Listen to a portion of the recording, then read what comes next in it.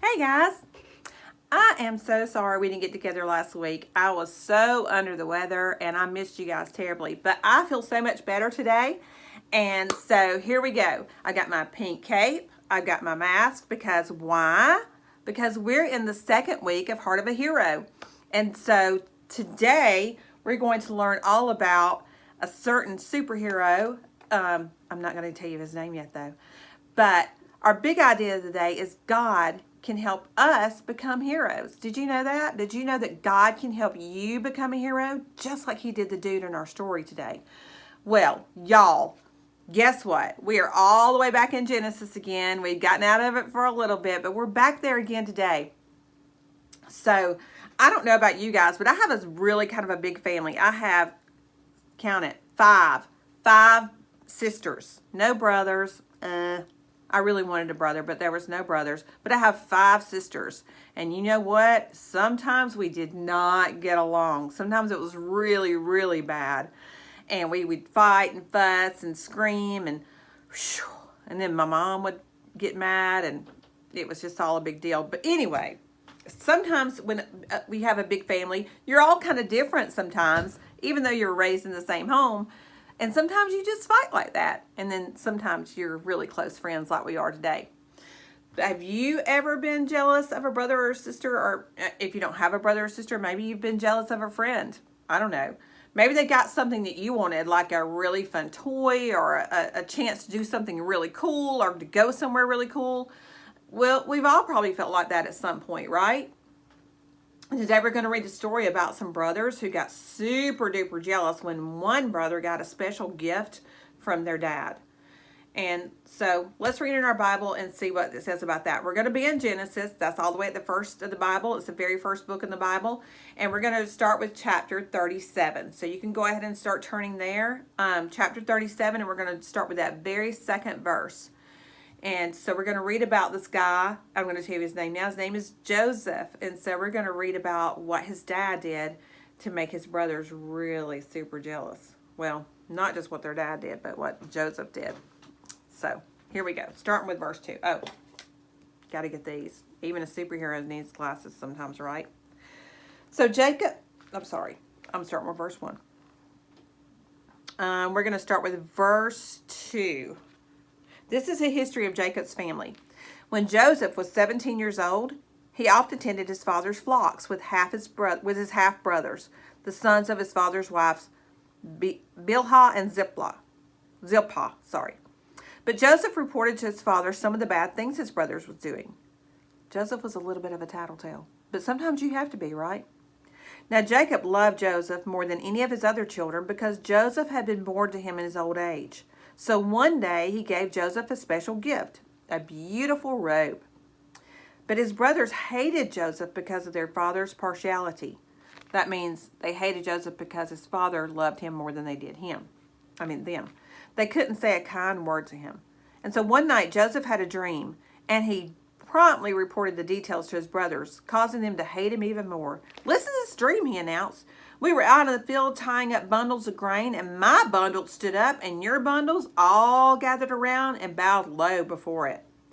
"So, you're going to be our king, are you?" his brothers taunted. And they hated him all the more for his dream and what he had said. And then Joseph had another dream and told his brothers about it. "Listen to this dream. The sun, the moon, and 11 stars bowed down before me." This time he told his father as well as his brothers, and his father rebuked him. "What do you mean?" he asked. "Will your mother, your brothers, and I actually come and bow before you?" But while his brothers were jealous of Joseph, his father gave it some thought and wondered what it all meant. Soon after this, Joseph's brothers went to the pasture their flocks. And when they had been gone for some time, Jacob said to Joseph, "Your brothers are over at Shechem with the flocks. I'm going to send you to them." "I'm ready to go," Joseph replied. Go and see how your brothers in the flocks are getting along, and then come back and bring me word." So Jacob sent him along his way, and Joseph traveled to Shechem from his home. And when he arrived there, a man noticed him wandering around the countryside. "Who are you looking for?" he said. "For my brothers and their flocks. Have you seen them?" "Yes, but they're no longer here. I heard your brothers say they were going to Dothan." So Joseph followed his brothers to Dothan and found them there. When Joseph's brothers saw him coming, They recognized him in the distance and made plans to kill him. Can you imagine that? "Here comes the dreamer," they exclaimed. "Come on, let's kill him and throw him in that deep pit. We can tell our father that a wild animal has eaten him, and then he'll see what becomes of all his dreams." But Reuben came to Joseph's rescue. "Let's not kill him," he said. "Why should we shed his blood? Let's just throw him alive in this pit here. That way he'll die without our having to touch him." Reuben was secretly planning to come back and help Joseph escape, and then he would bring him back home. So when Joseph arrived, they pulled off his beautiful robe and threw him into the pit. The pit was normally used to store water, but it was empty at the time. And then, just as they were sitting down to eat, they noticed a caravan of camels in the distance coming toward them. It was a group of Ishmaelite traders trading spices, balm, and myrrh from Gilead to Egypt. Judah said to the brothers, "What can we gain by killing our brother? That would just give us a guilty conscience. Let's sell Joseph to those Ishmaelite traders. Let us not be responsible for his death. After all, he is our brother." Wasn't that sweet of them? So when the traders came by, his brothers pulled Joseph out of the pit and sold him for 20 pieces of silver, and the Ishmaelite traders took him along to Egypt. Sometime later, Reuben returned to get Joseph out of the pit, and when he discovered that Joseph was missing, he tore his clothes in anguish and frustration. Well, how about that? Now, isn't that just something right there? So, Joseph's brothers were a little jealous of them because he was their father's favorite. And he was given this beautiful, colorful coat that his dad made just for them. The coat was very ornate, which means it was kind of fancy. And it was special, one of a kind. Joseph's father, Jacob, gave it to him. And Jacob probably gave gifts to all of his sons, but they were focused on what Joseph got. Now, you know, I guess my mom and dad never really treated one of us differently than the others, and maybe that's why and why Joseph's brothers were so jealous of them, because Jacob did treat Joseph very different.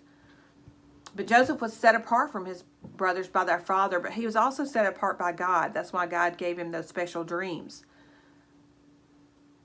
He was set apart because he was special. God had given Joseph the ability to interpret dreams. That's a spiritual gift to help people. And in this story, Joseph had 2 dreams that he would rule over his brothers and they would bow to him someday.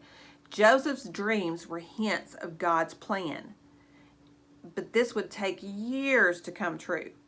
And in those days, when you're the older brothers, your younger brother you are never supposed to bow down to your younger brother. We kind of learned that with Jacob and Esau, remember? And so now Joseph is the baby of the group, and he's saying, all you guys are going to bow down to me. And that just wasn't the way it worked in those times. And so his brothers were really not happy with that message. So, you know, when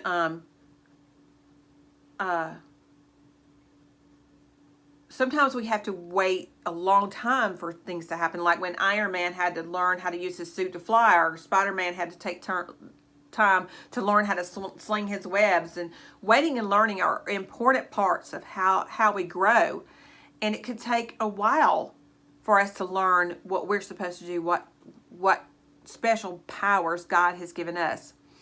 God has a plan for your life, and it could take a long time for that entire plan to unfold, but God's plan is unfolding every day, even when we don't see what's going on. And even though Joseph struggled and he didn't do everything perfectly, God gave him the strength and power to become a leader and a hero to eventually save a lot of people. You can read more about Joseph's story.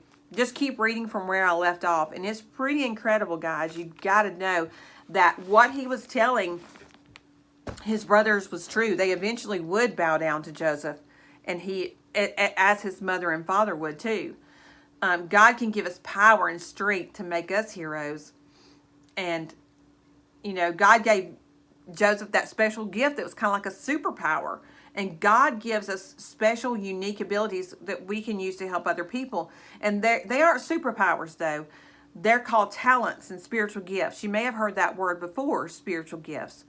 God gives each of us spiritual gifts. You don't have to know what your spiritual gift is right now.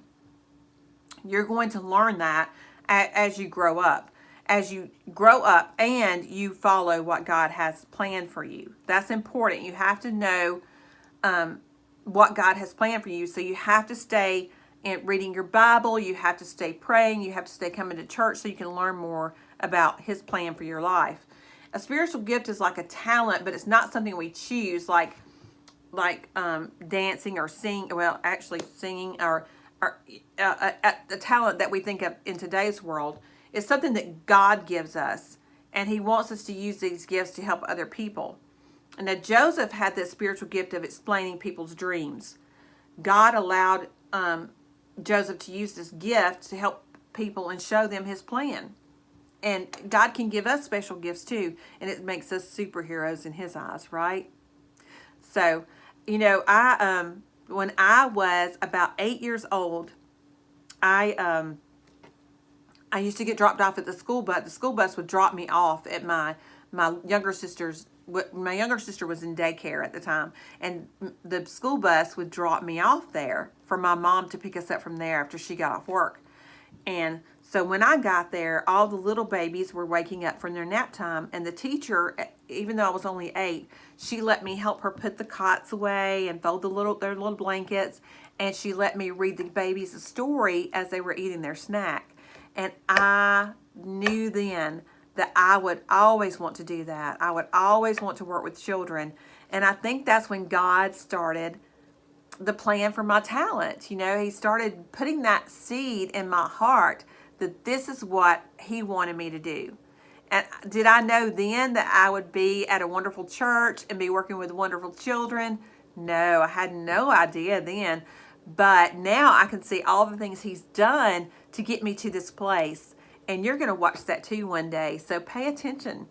Pay attention to what seeds God is putting in your heart right now. And just pray and ask Him to reveal those to you. And I'm going to be praying for you too. We are all superheroes. I promise. You may not feel like you have superpowers, but God is giving you all special gifts and talents right now. He's putting them in your heart. Remember, I was only 8. And I didn't know it then. But I can look back now and see that He was preparing me for what I'm doing now. So isn't that wonderful that He's already starting that work in you? I know He is. So let's just all pray together that God would reveal that to you and your parents. And I'm going to pray that you stay on that path so that your life can be just wonderful, because that's what God does for us.